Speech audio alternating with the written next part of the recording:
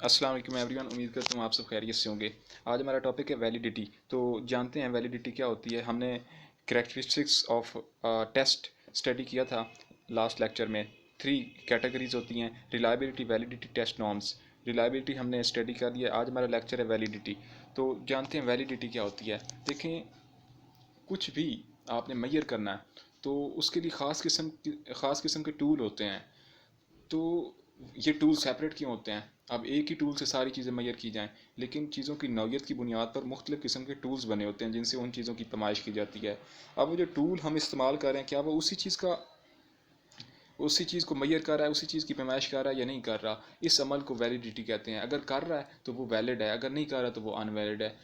हम वक्त की पैमाइश करते हैं तो उसके लिए क्या है, घड़ी का इस्तेमाल करते हैं। मिनट होते हैं, सेकंड होते हैं, घंटे होते हैं। इसी तरह जब हम फासलों की पैमाइश करते हैं तो वहाँ पे किलोमीटर होते हैं। इसी तरह जब हम वज़न की पैमाइश करते हैं तो वहाँ पे किलोग्राम होते हैं। तो ये इसी तरह जब हम एक टेस्ट बना रहे हैं किसी भी चीज़ को मैयर करने के लिए, तो वो जो टूल है क्या वो दुरुस्त है या नहीं दुरुस्त, इस अमल को क्या कहते हैं, वैलिडिटी कहते हैं। द वर्ड वैलिडिटी या valid is derived from Latin word validus. It means strong. The validity of a measurement tool is the degree to which the tool measure what it claims to measure. अब इसका एक reliability के साथ भी ताल्लुक होता है, ये भी बात ज़हन में रहे। जो अनरिलायबल मेजर्स होती हैं वो कभी भी गुड वैलिड अच्छी वैलिड नहीं हो सकती। इसकी कुछ कैटेगरीज हैं, मुख्तलिफ़ किताबों में मुख्तलिफ़ जगहों पर ये ऊपर नीचे आगे पीछे हो सकती हैं, तो आपने टेंशन नहीं लेनी है। अब हम देखते हैं इसकी टाइप्स क्या हैं। पहले फेस वैलिडिटी। ये बात ज़हन में रहे कि फेस वैलिडिटी जैसे कि इससे इसके नाम से शो हो रहा है। जब भी आप किसी चीज़ का जो स्ट्रक्चर है वो देखते हैं, उससे आप जायज़ा ले लेते हैं कि ये स्ट्रक्चर क्या है।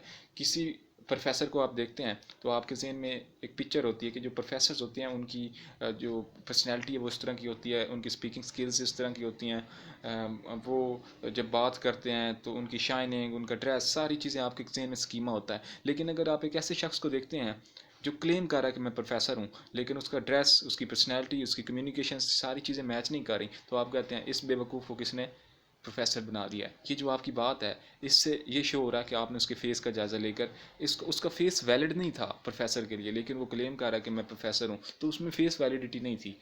इसी तरह डॉक्टर को देखते हैं तो डॉक्टर की एक पर्सनैलिटी है, लेकिन जब आप उसको एक नॉर्मल इंसान के साथ मैयर करते हैं तो नॉर्मल इंसान अगर कह दे मैं डॉक्टर हूँ तो आप हंसने लग जाते हैं। तो क्यों? उसमें वैलिडिटी नहीं होती। इसी तरह कुछ टेस्ट होते हैं। एक टेस्ट मैंने बनाया है, आपने उसे देखा है, आप देखने के फ़ौरन 2 मिनट 1 मिनट के अंदर ही आप बता देंगे कि सर ये जो टेस्ट आपने बनाया है ये तो मैट्रिक का टेस्ट है, इसमें ये सवाल हैं। उसका स्ट्रक्चर देख कर आप बता देंगे कि ये 9th क्लास का फ़लाँ चैप्टर का या पूरी किताब को मैयर करने के लिए बेस्ट टेस्ट है। उसका स्ट्रक्चर बता देता है। Face validity considers how suitable the content of a test seems to be on the surface.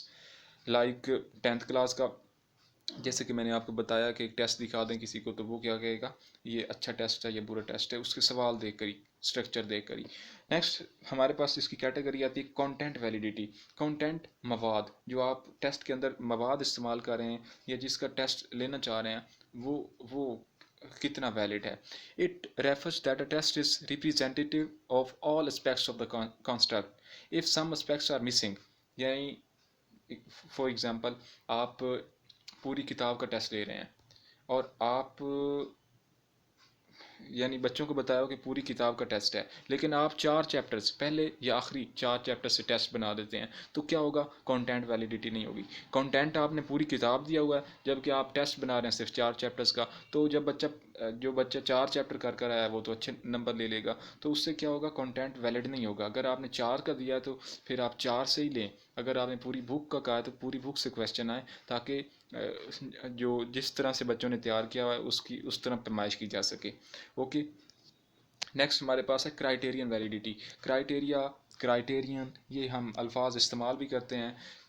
कुछ क्राइटेरिया सेट किए जाते हैं किसी भी ख़ास चीज़ को मैयर करने के लिए। इसमें को रिलेशन का एक अमल आता है, दो वेरिएबल का एक रिलेशनशिप बिल्ड किया जाता है। मसलन एक बच्चा जो एफएससी में अच्छे मार्क्स जिसने लिए हैं, तो उसका उसके क्राइटेरिया सेट किया जाएगा कि इससे टेस्ट लिया जाए। अब जब उससे मेडिकल का टेस्ट लेते हैं तो अगर वो बच्चा उसी पोजीशन के साथ क्लियर कर लेता है तो फिर क्या होगा? स्ट्रॉन्ग कोरिलेशन होगा। और ये क्राइटेरियन वैलिड टेस्ट होगा। लेकिन अगर उसने इंटर में एफएससी में तो अच्छे मार्क्स लिए हैं लेकिन वो मेडिकल के टेस्ट में फेल हो जाता है तो वो क्राइटेरिया वैलिड नहीं होता। Criterion validity refers to the calculate the correlation between the results of your measurement and results of criterion measurement. If correlation is high, it's good criterion validity. Like the student who came first in FSC. इसकी two natures हैं या two types हैं, concurrent validity and predictive validity. तो देखते हैं concurrent क्या होती है। concurrent if both variables are measured at the same point in time, the resulting validity is referred to as concurrent. concurrent से current मौजूदा, ये बात आपकी जहन यानी at a time like to test would be perform on a student. एक बच्चा आता है, आपने एक टेस्ट बनाया, आप उसका टेस्ट लेना चाह रहे हैं। इससे पहले आप किसी और को कहते हैं कि ये क्राइटेरिया है, ये सिलेबस है, आप इसका एक टेस्ट बनाएं।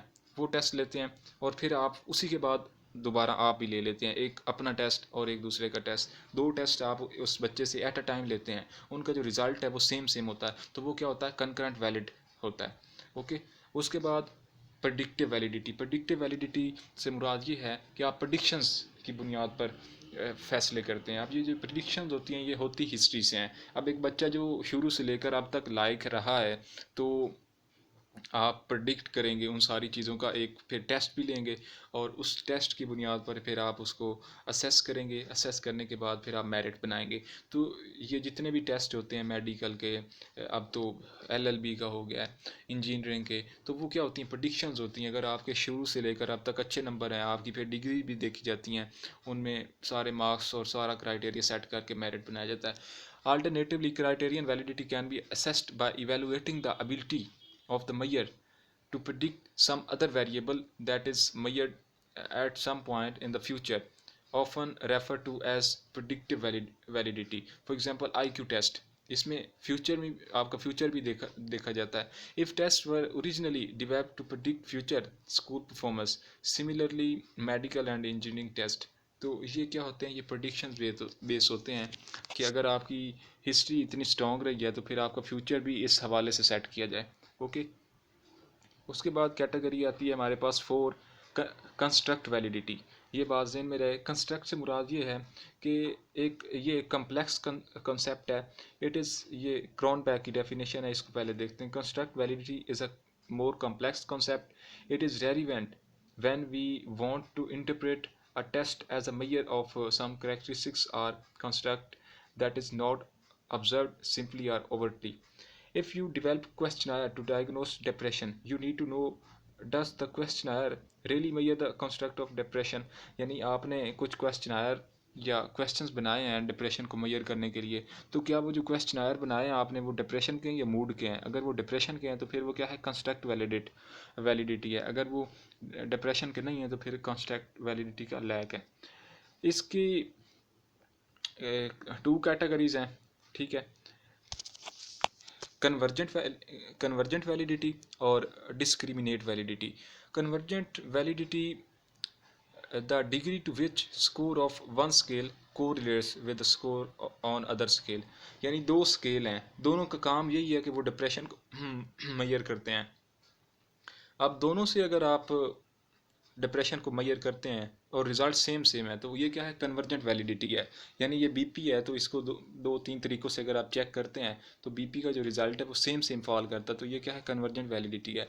इसी तरह डिस्क्रिमिनेट वैलिडिटी में क्या होता है, it is extend to which people score are not correlate. इसमें क्या होता है, कोरिलेशन नहीं होता with other variables that reflect distinguish constructs.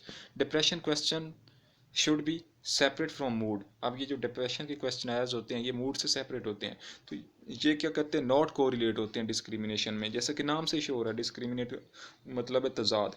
तो ये आज हमने डिस्कस किया है वैलिडिटी क्या होती है, उसकी कैटेगरीज कौन सी होती हैं, टाइप्स कौन सी होती हैं और सब टाइप्स। तो उम्मीद करता हूँ आप सबके लिए काफ़ी हेल्पफुल होगा। फाइनली थैंक्स, आपको लिंक मिल जाएगा डिस्क्रिप्शन में।